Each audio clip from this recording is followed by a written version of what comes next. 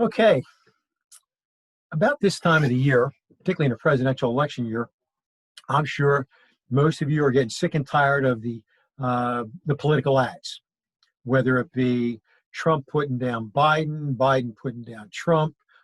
You see political ads for districts in Pennsylvania which have no meaning for us.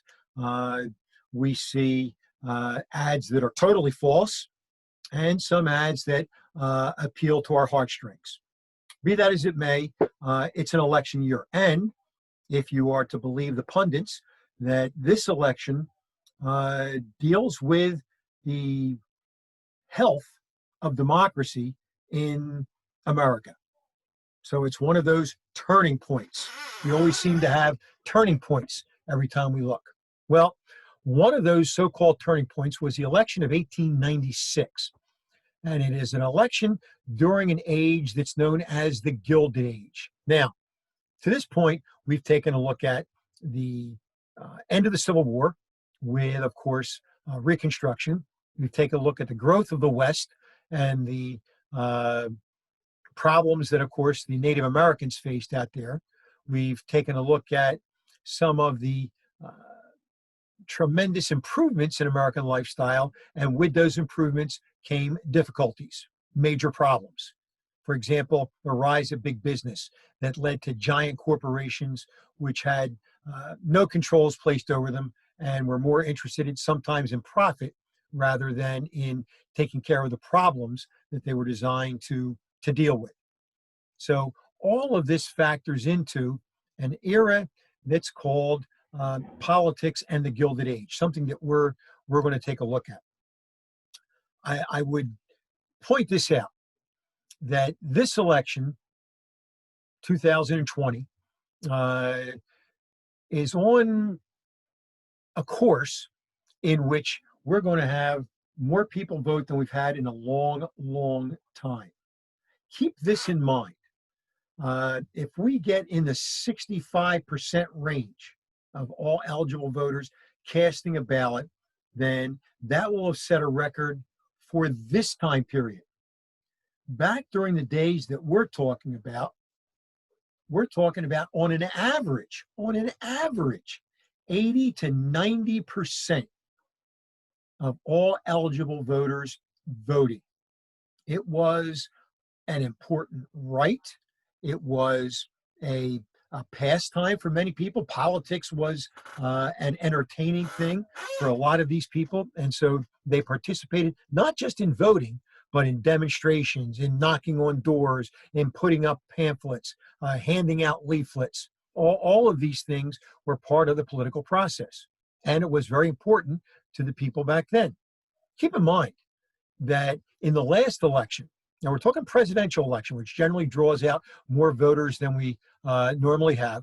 In the last election, more people in Afghanistan voted, even though they were threatened with death and dismemberment if they used their hands to vote. More people in Afghanistan percentage-wise voted than voted in our last presidential election. A rather sad commentary. I would ask you if you voted last year. And if not, make sure that you vote this year. Whoever you vote for is your choice. But remember, vote sounds like a TV commercial. Here we go again. Well, let's take a look at politics in the Gilded Age.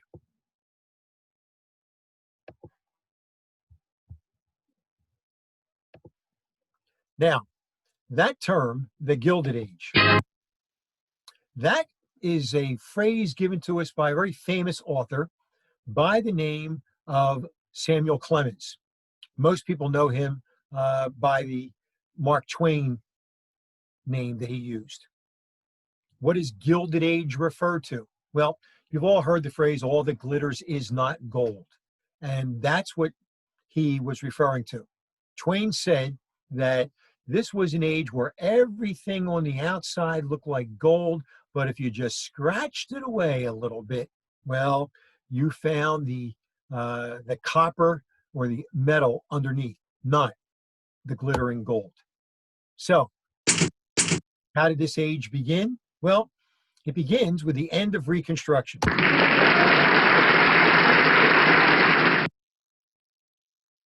As you all know, the contested election of 1876, we talked about that with our talk of Reconstruction. Rutherford B. Hayes, who was referred to by many people as Rutherford B. Hayes, because they felt that the Republicans stole the election. He was put into office even though Samuel Tilden, the Democratic candidate, had more popular votes, almost 250,000 more. But a deal was struck between the Democrats and the Republicans. And the deal was a simple one, a quid pro quo, a phrase that Trump used quite a bit during his impeachment trial. Well, anyway, this quid pro quo was, okay, we being the Democrats, we'll let you guys have the presidential election, but you've got to promise to end Reconstruction. And with that, the die was cast and the deal was struck and it was over. So this began the era of the Gilded Age. Not all was gold as it appeared. The political scene saw the following things: the decline of presidential power. Unlike today, when it seems the president holds our fate in his hands, you have, with the unsuccessful removal of Andrew Johnson from office, even though he was impeached, the president started to lose his power, lose his control. Lincoln was the penultimate president, possessing a great deal of power, but his personality was not available to those that came after. Grant's presidency was racked with a few problems, which we'll take a look at shortly. All right. So what you have is a presidency controlled by Republicans, but to little advantage because, again, the office lacked power. And now what's going to happen, the presidency, particularly under Grant, is going to face numerous charges of corruption. Now, I'm going to go back to something that I had said earlier in past lectures. The more things change, the more they remain the same. Think about it. Think about these 4 years of Trump. You've had more people charged with crimes, whether it be political crimes, financial misdeeds, whatever the case may be.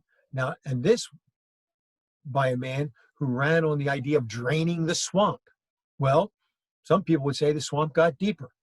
Others now are, accusing Biden of using his office so his son could get money.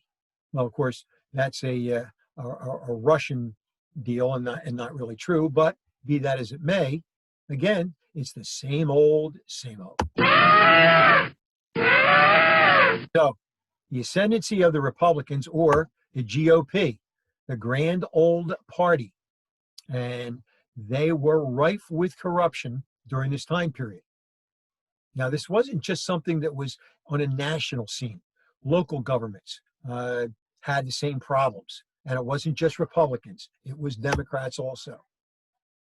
Take a look at the Republicans that controlled. I'm sure all those names are highlighted in almost every presidential history that you've ever taken a look at. Right. Take a look there, though, at Grover Cleveland. He doesn't do too much as president, but he does set a record. As you see, in 1884, he runs and wins, runs and loses in 1888, and then he runs and wins again in 1892. So that's a little bit different.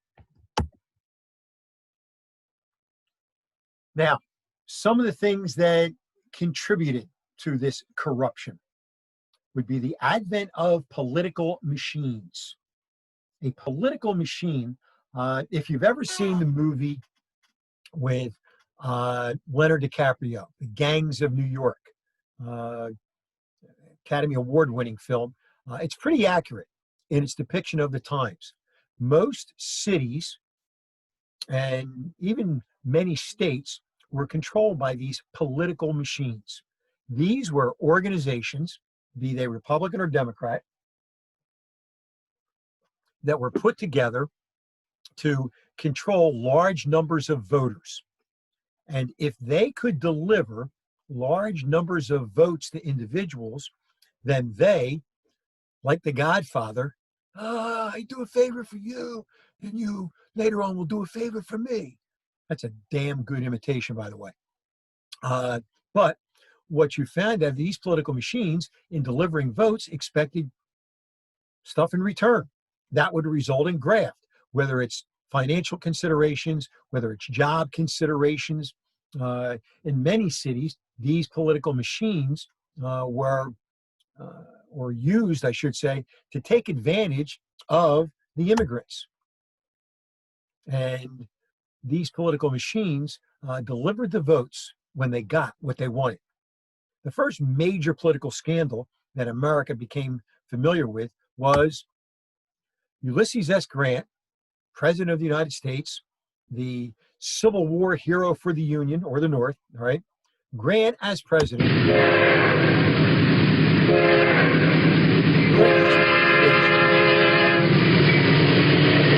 advent of the credit Mobilier scandal. Now, what was the credit Mobilier scandal? Well, it had nothing really to do with Grant. These were the people under Grant. And for all the scandals, and there are numerous ones, the whiskey ring, the Belknap scandal, there's a list that goes on and on. He had no involvement whatsoever. His fault lies in A, the people that he picked, and B, his failure to oversee them. He was playing as if he were still a general in the army, and he gave out tasks and he just expected them to be performed. Well, this was not going to happen. The credit Mobilier scandal involved the Union Pacific, Central Pacific Railroad, the Transcontinental Railroad. And what they did is the board of directors for I believe it was the Union Pacific, but be that as it may, what they did was they formed a dummy corporation. In other words, it's a corporation that really didn't exist. And they called it Credit Mobilier. And what they did was they charged themselves for work that they did not do. And then they, in turn, charged the government for that work. That work money was then reimbursed to the railroad, who then gave it to the dummy corporation, which in fact was themselves, and that money went directly into their pocket. So I don't know if you can follow that bouncing ball. Seems a little bit convoluted, but nonetheless, it was extremely effective.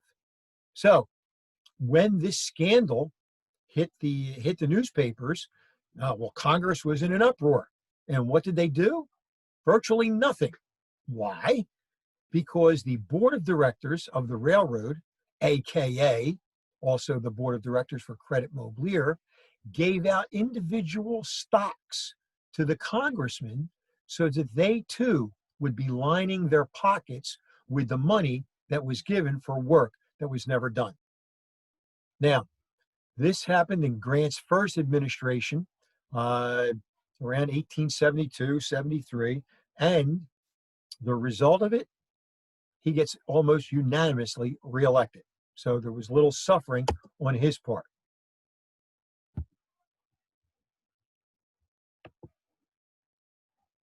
Okay.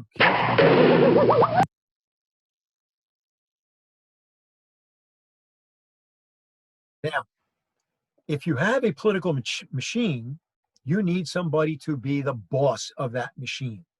This became known as bossism. There were political machines all over the place, in Philadelphia, in Boston, the most famous of which... I am the biggest damn liar in the whole United States. No, that's not Trump. The most famous of which was Tammany Hall, sometimes known as the Tweed Ring in New York City. And that man there, who would later become a caricature in many newspapers, William Tweed, was the boss. He made sure that the average Joe, the average immigrant that just got off the boats that had nothing, was taken care of by Tammany Hall. Jobs would be provided. Housing might be in the mix. Problems that were of a legal nature would be dealt with. And in return, all they wanted was A, your loyalty, B, your vote, and C, a donation around election time to help with the campaign. And in that way, these political machines became all powerful in the areas in which they existed. So by providing these services and financial support, remember, back then, there was no such thing as welfare. There was no social safety net. One of the campaign ads that are out now is Biden telling you that Trump is going to bankrupt the Social Security system. Well, that Social Security system is part of the social safety net. And quite honestly, it's part of something that everybody says, oh no, we can't have in this country, and that's socialism. Social Security, Medicare, Medicaid, many of these programs are really socialism, but that's okay. It's the other forms of socialism that we don't like. Anyway, what he was doing in this particular instance was providing that which the government did not provide, again, ensuring your loyalty. And this led to all types of corruption. Let me give you an example. Let's take New York City and the Tweed Ring. You get elected as mayor of New York with the help of the Tweed Ring. Tweed then approaches the mayor and says, listen, you've got a lot of road contracts that are coming up. You got to build roads or repave roads throughout the city. I have the company that's going to build them for you. So you give the contract to that company. That company, of course, has an inferior product and it charges more than most other companies. But be that as it may, you owe the Tammany Hall ring in New York City a favor. So you give them the contract, you get a substandard road, some of the money goes into Tweed's pocket and into the Tammany Hall, and the rest of it goes to the company, who in a couple of years is going to have to repave the roads because they are of inferior quality. And this circle just keeps on reinventing itself. Tammany Hall was located here on Irving Place and 14th Street. The Tammany Society, founded after the Revolutionary War, grew in power throughout the 19th century and became a major component of the Democratic Party with the election of Andrew Jackson. Other party notables who were attached to the society were Aaron Burr, Martin Van Buren, Mayor Fernando Wood, Governor and political candidate for president Al Smith, and the infamous Boss Tweed. Tweed, during his lifetime in New York City politics, stole anywhere from $30 to $200 million. Tweed's downfall was a result of his own greed and his public notoriety. Knowledge of his crimes was most widely distributed through images drawn by the famous cartoonist Thomas Nast. Throughout the 19th century, the Tammany Society grew in power with the increase of immigrants to New York City. Its end finally came in 1928, the defeat of its candidate Al Smith for president. This is Ward Regan on the spot on Tammany Hall. Now, you heard the name Thomas Nast mentioned.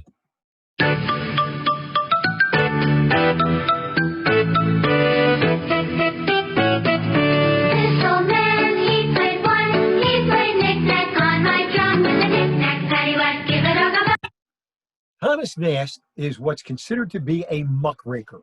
Now, we'll talk more about those people in a later lecture, but basically what these muckrakers did was to reveal the problems that existed with, for example, political machines or in other arenas in American life. They didn't necessarily propose solutions to these problems, but they nonetheless made you aware. And of course, that's the first step in solving a problem, is when you admit that you have one. Nast was a cartoonist, and it's that old adage, the pen is mightier than the sword. Nast is going to draw caricatures that we're going to stand the test of time. Now, we still do that today. You can see this political cartoon, which appeared in the New York Times, for example. There's the MAGA hat, and there's the Republican elephant putting the above the law crown on King Donald's head. Again, pointing out a particular problem. These are cartoons drawn by Nast which appeared in the newspaper. Now, take a very close look. There's the Republican Party elephant, all right? And there he has his Raja or king, and there's Boss Tweed down at the bottom of the, the right-hand corner of the cartoon, all right?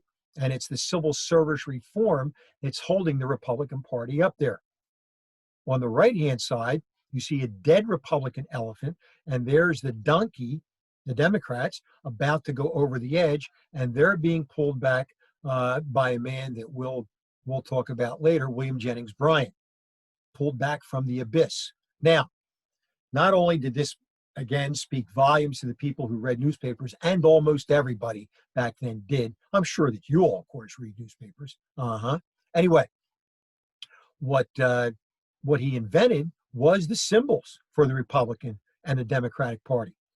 It is Thomas Nast that gave us the Republican elephant and gave us the Democratic donkey, standing for each of those parties. And of course, that stays with us still to this day. He also gave us something even more famous than that we'll talk about in just a second. Now, with Nast using his political cartoons to shed light upon the dirty little secret that everybody knew existed but didn't talk about, reform would eventually start to come about. There you see the cartoon on the left-hand side, all members of the United States Senate dressed as vultures, ready to feast upon the bones of the average person. This was one of his most famous cartoons. Take a look down the bottom. Who stole the people's money? Do tell, says the New York Times. And there you see each one of them pointing to the guy alongside of them. It was not their fault, it was his fault. And it all stops right there with, of course, Boss Tweed. 'Twas him who stole the money. And the brains of Boss Tweed, well, there it is, the money bag. Now, what is it that Thomas Nast gave us besides this political cartoon? It was another cartoon. It was him drawing a picture for the very famous poem, right, or children's rhyme, if you will, "'Twas the Night Before Christmas." He is the first one to draw a picture of Santa Claus or Saint Nick, and it's that stayed with us ever since then. So Nast gives us quite a few things in his very illustrious career as a cartoonist.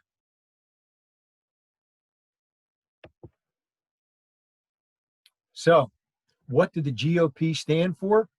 Well, there you see. They wanted a high tariff because that protected big business. And by backing big business, of course, they're going to get a lot of financial support from big business. They are going to be the main proponents of a foreign policy that all people call imperialism. We'll talk specifically about imperialism later, but essentially what it meant that we would, as a country, attempt to impose our control over another country's policies through either military conquest, economic sanctions, political pressure, and the list goes on and on. Rampant corruption we've talked about, using the bloody shirt. The bloody shirt, of course, blaming the Democrats, no matter who they are, for the Civil War. And of course, as we know, every family was touched by that war. And they comprised the bulk of the voters going into the early 20th century. And then they will pass something called the Bland-Allison Act, which dealt with silver. The problem was, as its namesake says, it was extremely bland. And I'll explain that in a second. These are the presidents in this time period, the forgettable presidents. Obviously, they're not building any Mount Rushmore to these individuals, and they did not accomplish a great deal, if anything. Garfield would be assassinated by a frustrated individual who wanted to get a job and did not. Shows you the corruption with the civil service arena, and he would be replaced by Chester B. Arthur. Now, what were the major issues of the day? Many of the things we've talked about, and again, the more things change, the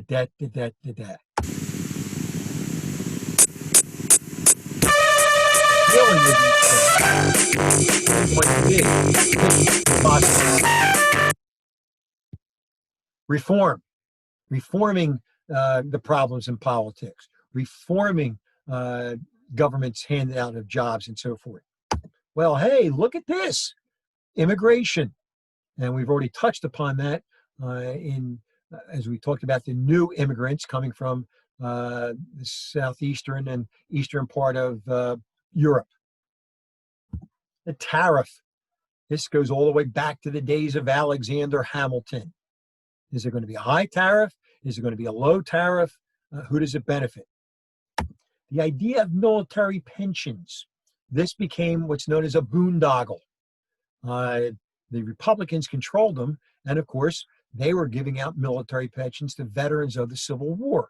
And of course, they kept increasing the size of that pension. Well, of course, what that's going to do, that's going to get more and more votes for the Republican Party. Trump, in the last 2 days, has mentioned the Platinum Plan for African-American voters. He's mentioned giving every Medicare recipient $200 to buy prescriptions. Now, again, he didn't do any of this for 4 years, but now that the election's coming up, he controls the purse strings and is hoping, as did they back in this day, to buy votes. The problem of the Jim Crow laws down south, and of course the crucible of segregation that existed, not again just in the South. Civil service, how can we reform that? And of course, the control that political machines had on our local and in some cases national political life. The Democrats would tackle civil service reform. 1883, the Pendleton Act. What the Pendleton Act did was to initiate civil service tests. In other words, to get a lot, not all, but to get a lot of government jobs, then you would have to take a test showing that you were qualified. And the top test takers would then be given those jobs. This dealt primarily with the post office and other arenas. They would also pass what we know now as the Dawes Act, which put an end to tribal ownership, and of course tried to break the back of Indian tribes. The initiation of a brand new government bureaucracy, the ICC, the Interstate Commerce Commission, whose role was to control the railroads and then other means of transportation, which again, we'll explain later. Now, a group of individuals that have been the center of American history up until this point had been the American farmer.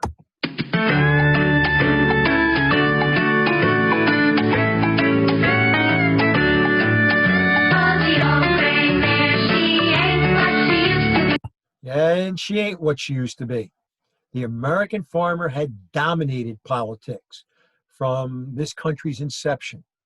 At the time the Constitution was passed, over 90% of the American population lived in rural America and were farmers. That is all changing at a rapid pace.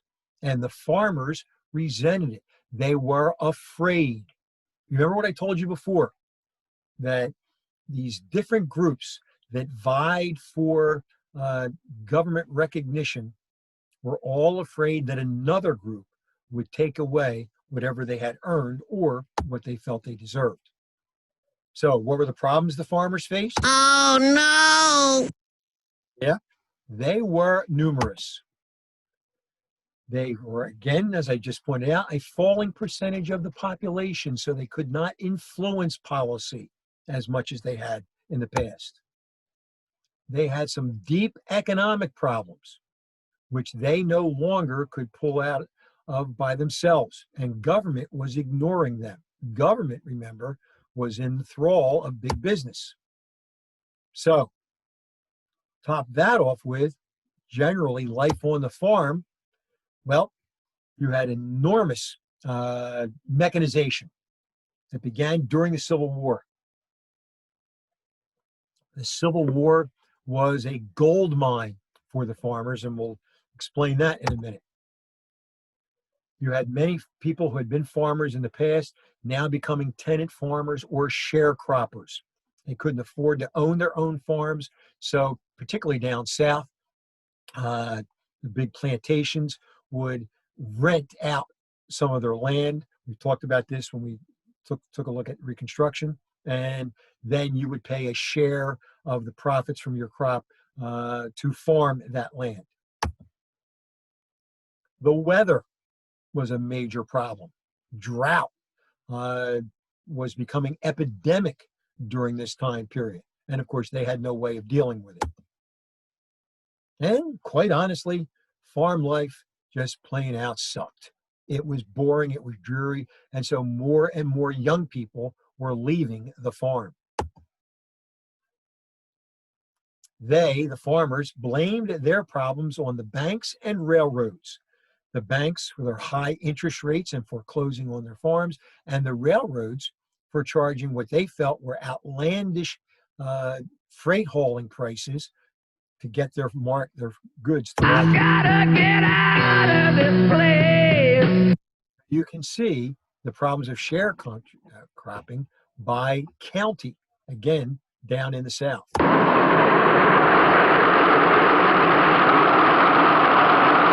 The environment was a problem. There you see a dust storm. Then those will become epidemic during the late 1920s and early 1930s, during the era known as the Great Depression. And of course, we're talking about the Dust Bowl. So, what was the answer to some of their problems? Well, you're going to have the invention of barbed wire by Joseph Glidden, who later gets into the paint industry. Glidden paint still around today. Barbed wire, particularly in areas like Kansas, Nebraska, Oklahoma, where there isn't enough wood or much wood to build fences, barbed wire became a way of fencing off large areas of land, keeping their cattle or their sheep in. Of course, this did not sit real well with many of the large ranchers out there who just let their cattle roam. And these free rangers, as they were called, oftentimes clashed rather violently with the people who use barbed wire. So, the number of labor hours required to produce 100 bushels. Take a look. You're going to go from, in the bottom left, all right, from that which is drawn by horses to above that. We've still got horses pulling it, but now it's a more mechanized way of producing wheat. Take a look. From 1830 and then 1890. The number of hours to produce 100 bushels of wheat dropped dramatically. So you didn't need to work as hard to produce as much as you did in the past, but of course you're going to work that amount of hours, and then what does that do? You're going to produce even more wheat. But the problem is, if you produce all that wheat, well, now, where do you sell it? And that led to overproduction. What we had was wheat at one time was selling for $2 a bushel. Now it was 78 cents a bushel. Now keep in mind, your costs were not going down, but you were getting an increasingly thinner margin of profit to pay for those costs, which in many cases continued to go up. There was less money in circulation. During the war, the government spent a lot of money, and that money went into the pockets of the farmers. And this becomes one big line of dominoes. When the government ceased to have to buy food and other instances, such as uniforms, rifles, etc., well, they're not spending the money. Now the money's not going into the economy. Now you're not getting that money, but you still have debts to pay off from the wheat that you produced and the mechanization that you instituted in order to produce all that wheat. your debts continue to rise because the interest rate on those debts that are not being paid continues to, again, increase your debt. You're not bringing in the money. This becomes a mess. And who do they blame? The railroads, who own something called grain elevators. Now, take a look at the price indexes for consumer and farm products. As you can see, during this Gilded Age, in the salmon color there, the farmers paid more for what they bought than what they got for their products. Now, what were grain elevators? These were big storage areas that were built alongside railroad tracks. And what they would do is, as the train pulled up, you would pull your train up to this what looks like a giant hose. They would put it in the hauling cars, and then the grain would be shoveled down there and fill up the cars. Well, first of all, you had to get your wheat to these grain elevators owned by the railroads. The railroads were going to charge you A, a storage fee, then B, a handling fee, and then C, a transportation fee. And there wasn't a darn thing you could do about it because there was no place else to take your grain. During this time period, beginning in 1867, you see that man's picture on that old postcard, right? Oliver Hudson Kelley will start in Minnesota something called the Grange for short. It was called the National Grange of the Patrons of Husbandry. No, it had nothing to do with the union for all of us husbands. But what it did do in the beginning, it was a social group. And farmers and their wives would get together. They would swap recipes, swap stories. It was more for socialization. But eventually, it becomes a political organization trying to push the issues of the farmers and get some satisfaction in government. So the Grange, founded by that man, Oliver Kelley, he was for a while the only member of the Grange, which made him, get ready, the Lone Ranger. Get it? The Lone Ranger. Yeah. Anyway, so that's Oliver Kelley. They would institute a number of court cases, some of which you're already familiar with from your Chapter 19 readings. These Granger cases, one of them being Munn versus Illinois, would initially be to the betterment of the farmers. Munn versus Illinois, for example, which I'll explain in some detail later, dealt with grain elevators. Then you were going to have, as a result of another court case, the passage of an act producing the ICC, International or the Interstate Commerce Commission. And this did away with some of the practices of railroads called pooling and rebates. Pooling meant that all the railroads would join together, even if they were competing, and all charge the same price. So you had no choice but to pay this high price. Rebates, well, this is when really there were two different prices charged. For the people who shipped a lot, the big industrialized type farms, they would pay the same price that your small farm would pay, but then they would get a kickback. They would get a rebate. So in fact, they were paying less than you. Therefore, they could undercut your price when it came to going to market and then force you out of business and buy up your farm. Now, there you see Munn versus Illinois explained in detail.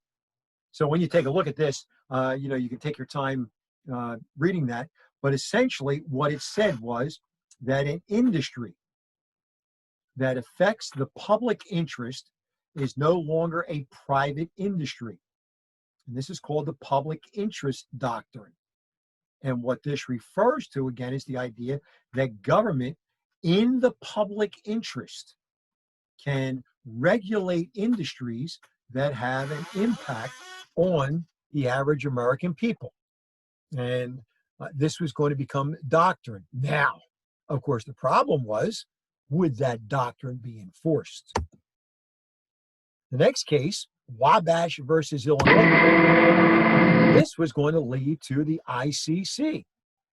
There you see, it said that the court ruled the federal government had the power to control railroad traffic moving across state lines. Eventually, this came to mean any type of transportation going back and forth between state lines.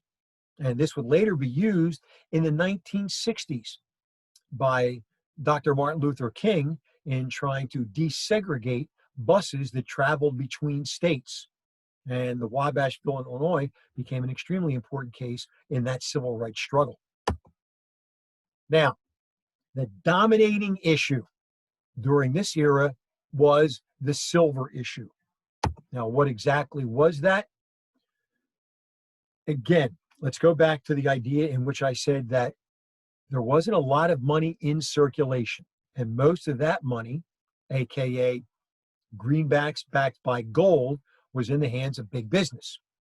The farmers and others latched upon the idea that as we discovered more and more silver out west, then what we wanted to do was to coin more silver, thus increasing the amount of money in circulation, which makes it easier for the farmers to get their hands on it and then obviously lessen their debt burden. But as you see there, the crime of 73, the government stopped coining silver.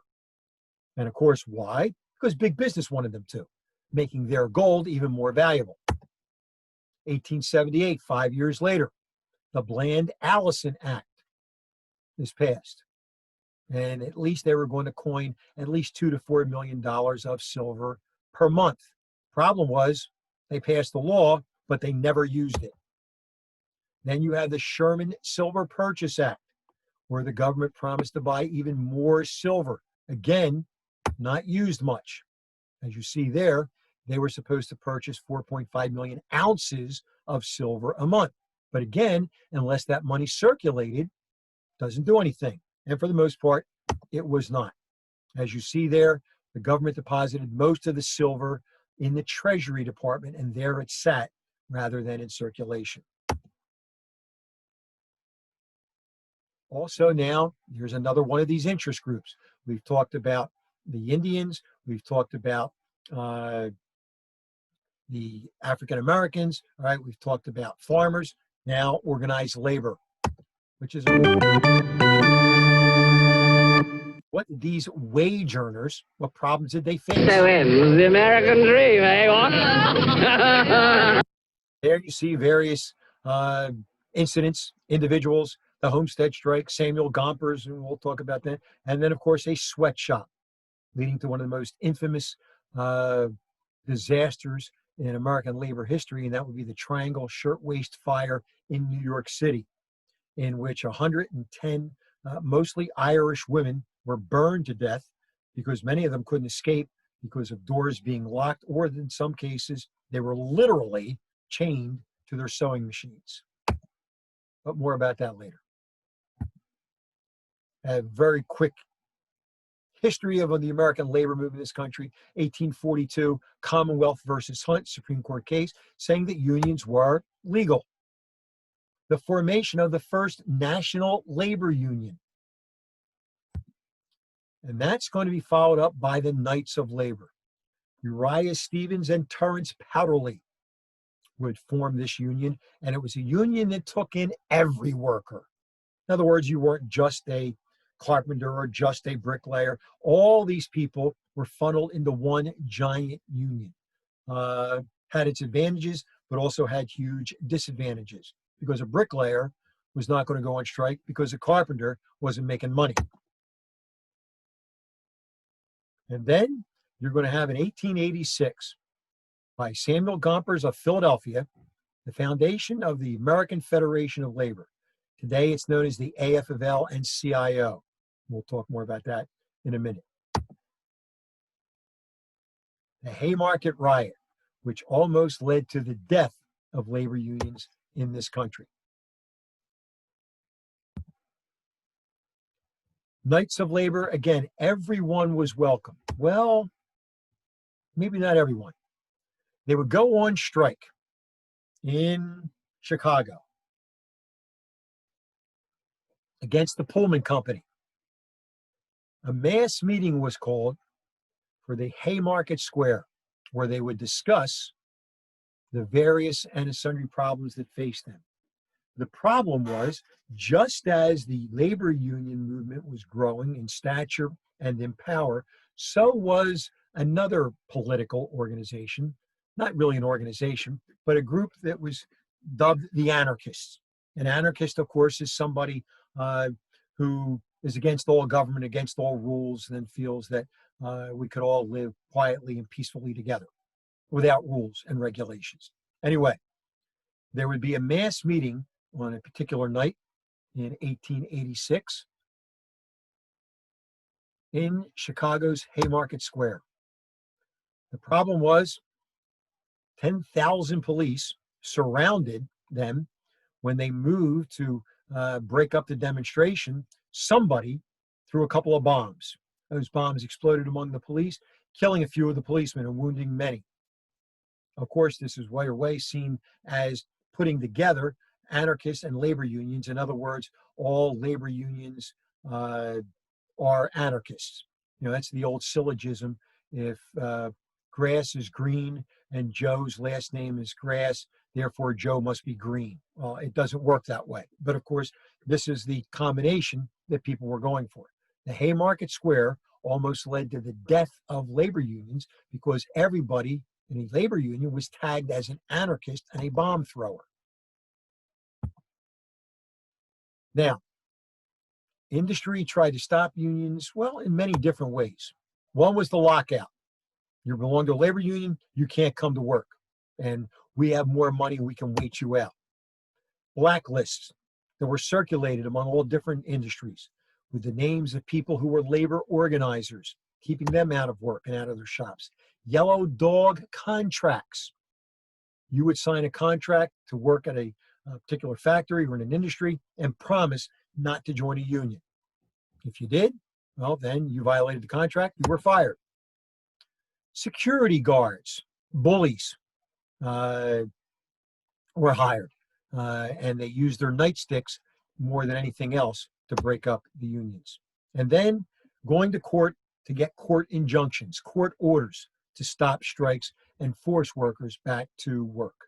And of course, the courts were very friendly towards the unions. One of those security organizations was the Pinkerton Detective Agency, still in existence today, by the way. The Pinkertons, formed by Mr. Pinkerton during the time of the Civil War, were very famous, and they were used as guards for Lincoln sometimes and as spies to provide information for the Union Army. Then later on, they became almost strictly a tool of people wanting to break up strikes. Now, did this suppression work? Well, as you can see, no. Unions continue to grow, but then starting in the 1880s with the Reagan presidency, there was a loss of popularity with labor unions. Now, take a look at the Knights of Labor hits their peak around 1886 and then starts to drop. That's right around the time of the Haymarket Square line. The American Federation of Labor is a little bit different. However, all of the unions would not allow women or African Americans into their unions. So a source of increased membership was denied because of the prejudices of the founders and members of those unions. Now, some terminology, scabs. These were people that cross picket lines to go to work. Boycotts, where, again, this goes back to the time of the American Revolution, where unions would ask people not to buy the products of industries that they were striking against. You have during the 1960s and 70s, Cesar Chavez would organize many of the migrant laborers in California who worked on the grape vineyards, and they would boycott grapes, was a cry throughout the United States in order to get their union recognized. Lockouts, okay, we talked about those, right? Blacklist we've discussed, strike breakers, closed shop. Closed shops, where this was the opposite of yellow dog contracts. Closed shop meant that only union workers could work in a shop. Now we're going to skip the bread and butter unions. Now, one of the individuals involved in both areas, both the anarchists and the unions, was that man there, Eugene V. Debs. Debs, originally a Democrat, then became a socialist. He was the Bernie Sanders of his era, if you will. Okay, Debs campaigned for president 3 different times. One of which was he ran for president while he was in prison. Put in prison because he opposed the U.S. entry into World War I and urged people not to sign up for the draft. But Debs became the poster boy for people who were afraid of unions because they considered him to be a radical. Now we're going to skip this.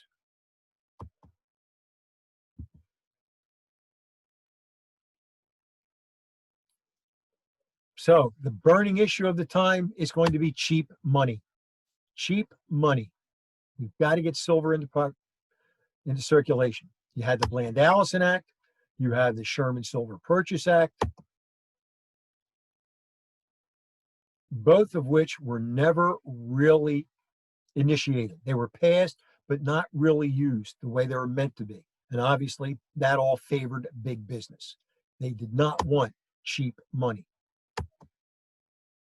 This is going to lead to the founding of the Populist Party. This will be a third party. 1882. Mostly a farmers' organization. They met, and one of the first speakers at their very first ever convention in 1882, excuse me,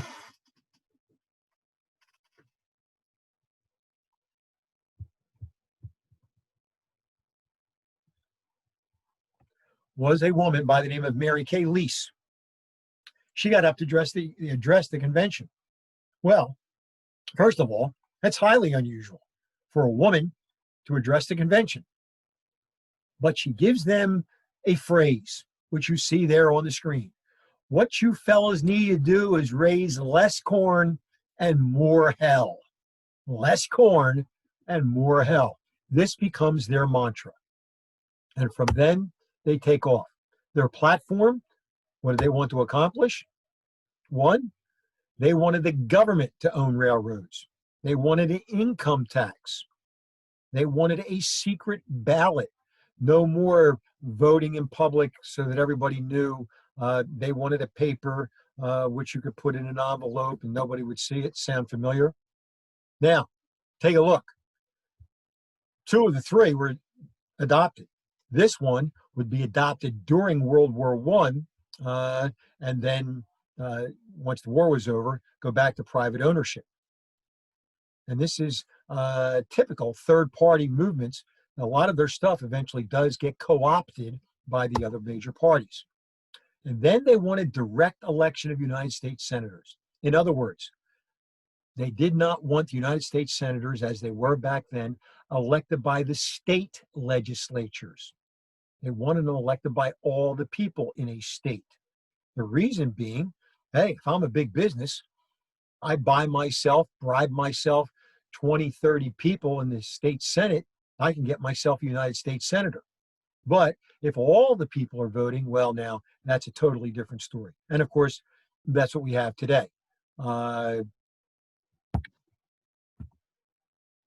In St. Louis, in February 1892, an unprecedented alliance came together. So what happened in St. Louis was the coming together of small farmers, some labor unionists, temperance forces. It was really a convention of reformers and radicals who believed that in order to lead America to a very different kind of future, they would need a very different kind of party, a third party. And Ignatius Donnelly from Minnesota gave a very stirring speech. We meet in the midst of a nation brought to the verge of moral, political, and material ruin. Our homes are covered with mortgages, labor impoverished, and the land concentrated in the hands of capitalists. We seek to restore the government of the Republic to the hands of the plain people with whom it originated. We ask all men to join with us and help us. Well, that's who they were. They were formed originally on the backs of other organizations, as you see there on the screen. And again, the main impetus behind these organizations were the farmers. Their platform in 1892, they wanted a system of sub-treasuries. Do we have that? Oh yeah, today you had the Federal Reserve with branches all over the country, one of them being right in Philadelphia. They want the abolition of the national bank. They want direct election of senators, government ownership of communication and transportation. They wanted a government-owned, operated postal savings bank. Do we have that today? Sure we do. That's not what it's called, but you have savings bonds. Restriction of undesirable immigration. Again, they see them as a threat to their ownership of land and as competition. An 8-hour workday for government employees, trying to get those people on board. Doing away with the Pinkerton Agency because, again, they were scabs. They broke up strikes. And the secret ballot. It's called the Australian secret ballot because that's what Australia used. And then let's start making silver. And then they wanted one single term for president and vice president. Trump's looking at 3 or 4 terms. Anyway, right? This political cartoon points out the advantage of their platform.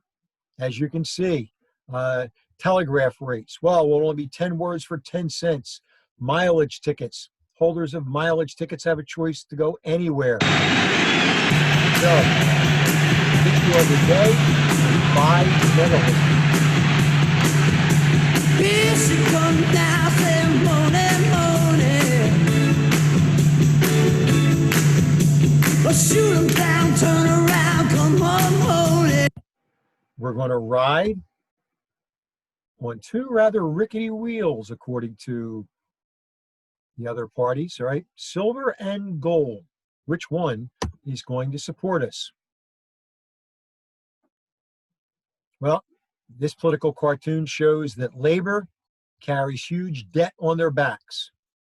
And here they see them assassinated in 1893 by John Sherman, Grover Cleveland, and other traitors in Congress. The road to pauperism, their houses are mortgaged, all because silver was not lived up to. And then, of course, as if on cue, the Depression of 1893 hits. A group of individuals known as Coxey's Army will march from Ohio to Washington, D.C., demanding some type of answers to the problems. J.P. Morgan lends gold to the government, not the other way around. And that's the only thing that bails the government out of bankruptcy. Forward! March, 2, 3, 4, hop, 2, 3. Coxey's Army started out as 12 people, and by the time they reached D.C., they were maybe 1,000. So it was an army that grew in stature, but resulted in little. So we have the Silver Rights, who believe coining silver would solve the prices, and you have the gold bugs, who believe that we should only be based on gold. The battle lines were drawn. By the way, if you had any of these pins today and they were pure gold and pure silver, worth quite a bit of money. This man, William Jennings Bryan, senator from Nebraska, the boy orator of the Platte River, the great commoner, as he would call him, is going to eventually carry the standard for all of these people. Bryan is going to give a speech at the Democratic Convention. It is called the Cross of Gold speech. It is electrifying. You shall not press down upon the brow of labor this crown of thorns. You shall not crucify mankind upon this cross of gold. Listen, this is his actual speech.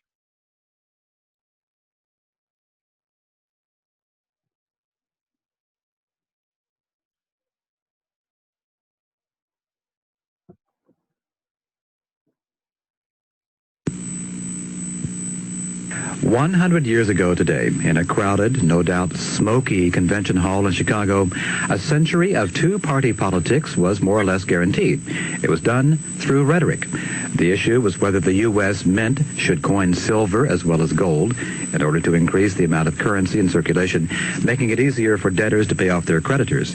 Big business in this country wanted none of it, and the leaders of both the Democratic and Republican parties were solidly behind a gold-only currency. Only the Populist Party liked the idea of silver coins. But then at the Democratic Convention, William Jennings Bryan stepped to the microphone and changed American politics. I come to speak to you in defense of a cause as holy as the cause of liberty, the cause of humanity. Mr. Carlyle said in 1878 that this was a struggle between the idle holders of idle capital and the struggling masses who produce the wealth and pay the taxes of the country. They tell us that the... Now, this is where the term populism comes from. And of course, now everybody claims to be a populist candidate, a candidate of the people. Bryan would be nominated after this electrifying speech, even though he wasn't officially running, as the Democratic standard bearer. He is going to run for president in the election of 1896. The Populist Party has their convention, and they nominate Bryan. So he's really the candidate for two political parties. And he wants silver for every 1 ounce of gold, 16 ounces of silver. He's going to conduct a whistle-stop campaign across the United States. And he inspires a great many people. But the problem is the individuals, and again, it's very similar to Bernie's appeal, okay? Democratic Party's taken over by the agrarian left. And unfortunately, or fortunately, depending on how you want to look at it, in American politics, particularly with the Democratic Party, if you want to win, you've got to be in the middle, kind of like what Biden is today. If you go to the extreme, your chances of winning are slim and none, mostly none. You take a look at every time an extreme member of the left has been nominated by the Democrats and they have lost. That's not the overall American voter. The platform is, as we talked about before, the problem is they can't get past this man, Mark Hanna. Hanna is not a candidate. Hanna is a politician. Hanna is a former big businessman, and he is going to take the Republican candidate, who will be McKinley, and he has him run the front porch campaign. In other words, McKinley is never going to leave his house in Ohio. McKinley will give speeches from his front porch, and that is it. McKinley, who will be the nominee of the Republican Party, has this huge memorial. It's the biggest one at the Antietam battlefield, the bloodiest one-day battle in American history. And this is built by the people of Ohio to McKinley. I want you to look at what he gets a monument for. While in charge of the commissary department on the afternoon of the battle, personally and without order served hot coffee and warm food to every man in the regiment. I mean, are you kidding me? For serving coffee, he's going to get a monument that's it's close to 200 feet high. And I've stood at this monument. It would need like 20 people to put all your arms together to go around that. So that's McKinley. He will be the last person from the Civil War to be elected president of the United States. So there it is, the Cross of Gold speech, labor having the crown of thorns put on it by that man there, Mark Hanna. There's McKinley. Now, this, of course, is a very, what shall we say, stereotypical advertisement. They're saying that these guys are standing on the shoulders of Jewish bankers. There was an international Jewish conspiracy, Rothschild, owner of most of the gold in the world. Now, of course, it's not true, but this is the depths that the populist and Democratic Party sunk to in order to try to get the voting of the average person. Now, where did McKinley stand in all this? Well, who knows? On his front porch. So there it is. McKinley, the seasoned veteran, versus Bryan, who was a child during the Civil War. But of course, this guy gave us hot coffee. And there, as the political cartoon points out, where does the man put his votes? Is he voting for the Republicans, builders of corporate wealth, the People's Party, builders of churches and schools, or the Democratic Party, builders of saloons and jails? Again, intimating that immigrants are the ones that back this particular party. So how did the election of 1896, which some people called the most important election in American history, because there is no doubt at that point in time, it did change the face of America.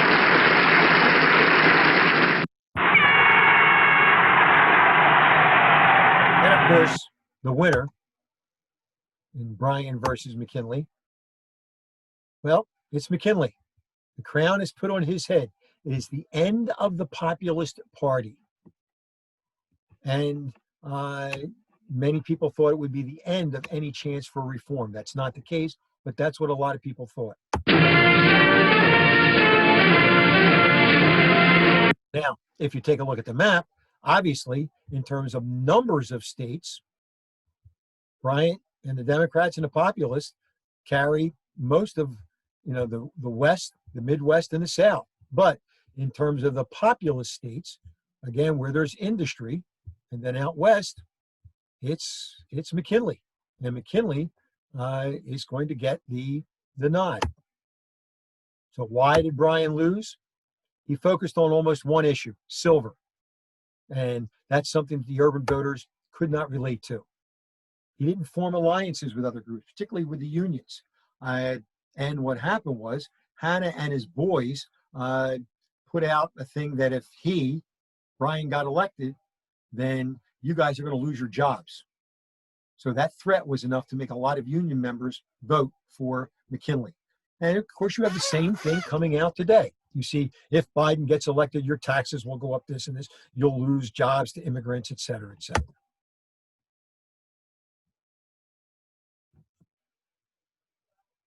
Now, take a look at this little thing. If you were 60 years old at McKinley's inauguration in 1897, here's what you've already seen. The Civil War, the advent of steel, oil, electric light, telephones, telegraph, record player, ironclad warships, steam travel across the oceans, railroad travel. It was a shrinking world.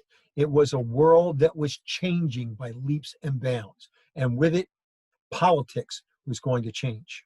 But again, as you see in the left-hand corner, 80% of all eligible voters cast a ballot in this particular election. It was for the control of America.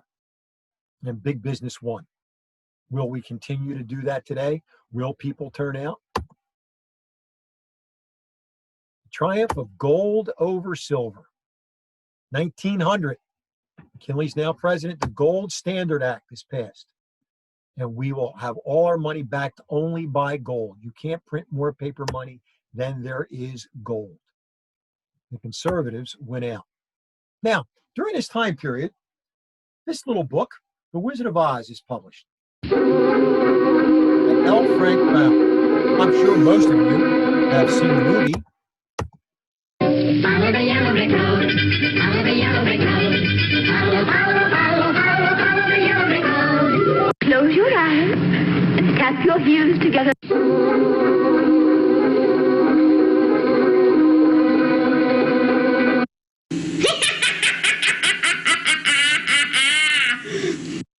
Abracadabra, Holmes. Somewhere over the rainbow. So we're all familiar somewhat with The Wizard of Oz, but are you really familiar with The Wizard of Oz? This is a book written by L. Frank Baum in the Dakotas in the late 1890s. And all of these people are metaphors for what was happening in the country. Dorothy, Kansas, Cowardly Lion. Well, if you look at these, can you figure out what each one of those stood for in Baum's classic? Well, Dorothy stood for the level-headed individual who, if common sense were used, could figure things out. Kansas, that was the whole world in the grips of a depression. Keep in mind the movie, if you will. And remember, when Kansas was shown, it was in black and white. The Wicked Witch of the East. Who was she?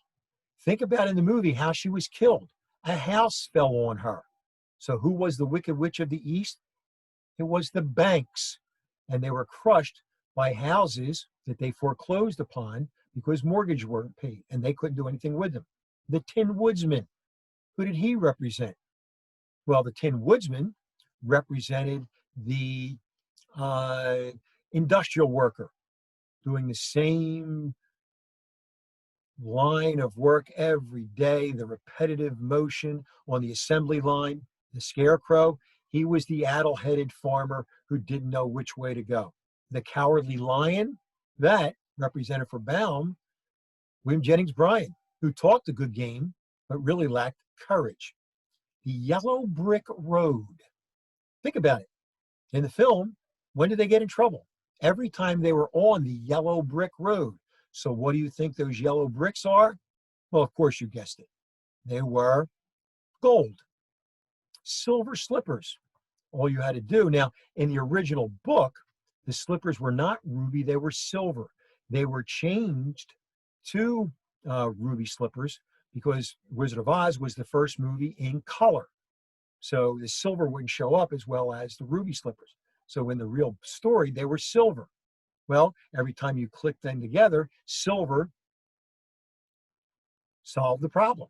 The Emerald City, emerald, green, money. Who controls money? Washington, D.C. Oz, the Wizard of Oz. O-Z, ounces, gold. President is the wizard. The Wizard of Oz is the president. Oz is the land of ounces. The Munchkins. These were the little people who always happy, but couldn't solve any problems themselves. The Wicked Witch of the West. Think about it in the movie. How was she killed? They threw a bucket of water on her. I'm melting. Well, she was drowned. And the flying monkeys were the American Indians. Now, all that, I just made it up. None of that's true. Now, of course, sounds good, doesn't it? Now, it's just like during my day, we had a song out in the 1960s called Puff the Magic Dragon. And everybody said, oh, that's about marijuana. Well, it was not. It was about the members of Peter, Paul, and Mary putting together a lullaby for their child to sing him to sleep. Or, of course, LSD, Lucy in the Sky with Diamonds. The Beatles were talking about LSD. No, they weren't. Lucy in the Sky with Diamonds. Lucy was John Lennon's first daughter. And when he saw her, he said, I want to put you up there with the rest of the diamonds in the sky. And he wrote Lucy in the Sky with Diamonds. But you can let the current events of the day guide your interpretation. And that's exactly what they did with Baum's book. And even to this day, it's still done. So, populists, farmers, big business, government, which way is it all going to go?